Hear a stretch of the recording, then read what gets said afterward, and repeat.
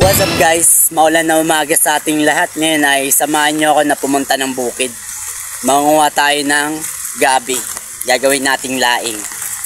Tara guys, samahan nyo ako.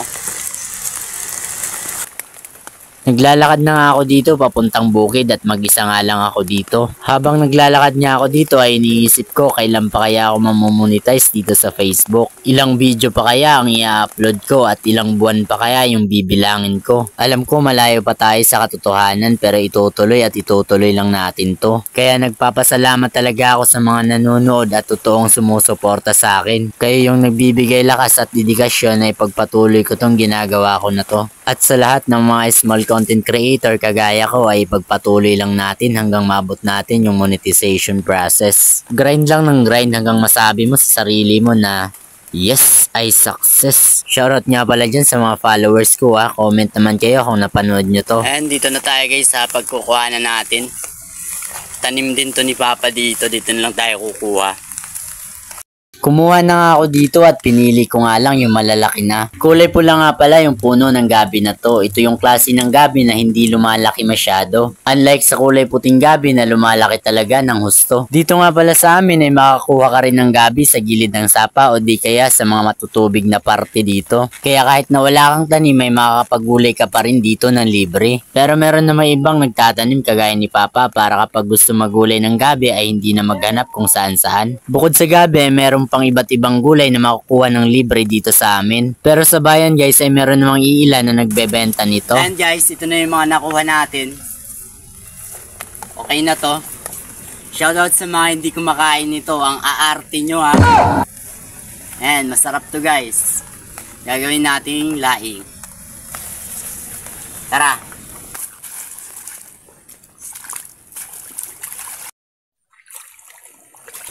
Guys, sugasan lang natin to dito para pag dala natin sa bahay malinis na. At dito nga hinugasan at binalatan ko na lang dito sa may sapa para malinis na pagdala ko sa bahay.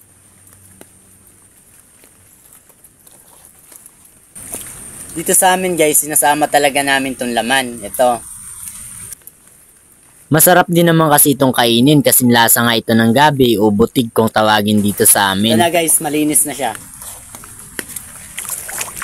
Medyo nakuntian niya ako sa kinuha ko dito kaya kumuha ako ulit ng 2 puno dito. Dinagdagan ko pa guys ng konti kasi parang kunti lang. Ayan, dinagdagan pa natin ng 2. Habang naglilinis niya ako dito ay nagulat niya ako nang biglang dumating si Papa. Nervyoso na talaga ako guys, kailangan ko na sigurong bawas-bawasan yung pagkakape. Akala ko nga kung sino, dito nga ay may dala rin siyang gabi. Ayun, dumami tuloy yung nakuha naming gabi. At dito nga, nilinis na nga lang din namin ni Papa yung dala niya dito. Siya nga pala guys, yung nakikita niyo yung puno sa likuran namin, yan pala yung tinawiran namin doon sa isang vlog ko. Maganda kasi nalinisin na dito para pagdating sa bahay ay gagayakin na lang. Maganda din naman kasi na maglinis nito dito kasi umaagos lang yung tubig. Kaya mabilis linisin. After nga na malinis ito ay tinalian ko lang ito ng bagging para hindi ako mahirapan na bitbitin ito. Pagkatapos kong matalian ay gumaya na rin kami pa uwi. Ayan guys, medyo na parami nga yung kuha natin kasi si Papa kumuha din pala. Hindi niya alam na kumuha na tayo. Ayan. Pauwi na tayo ngayon guys. Okay guys, hanggang dito na lang muna. Kung nakarating ka man sa video ito, nagpapasalamat talaga ako. Well, see you on my next vlog ha. Bye bye!